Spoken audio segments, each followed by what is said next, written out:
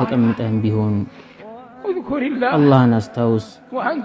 ብቻህን ስትሆን ቤትህም ሆቴልም ስትሆን አላህን አስታውስ። ከጓደኞችህ ጋር ስትሆን የምትሰበሰብበትን ቦታ ስትሄድ አላህን አስታውስ። ወደ አላህ ቤት ወደ ሆነው መስጊድም ስትጠጋ አላህን አስታውስ። የቤትህንም ደረጃ ስትወጣም ቢሆን አላህን አስታውስ። በልጆችህ መካከል ስትሆንም አላህን አስታውስ። በማንኛውም ሁኔታ ብትሆን ሰማያትና ምድርን በመፍጠር ሌሊትና ቀንንም በመተካካት ለባለ አእምሮዎች በእርግጥ ምልክቶች አሉ።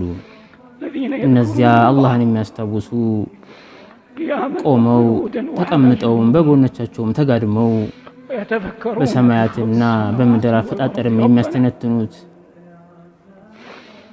ጌታችን ሆይ ይህን በከንቱ አልፈጠርከውም፣ ጥራት ይገባ፣ ከእሳትም ቅጣት ጠብቀን የሚሉ ናቸው። ነቢዩ ሰለላሁ ዐለይሂ ወሰለም አሉ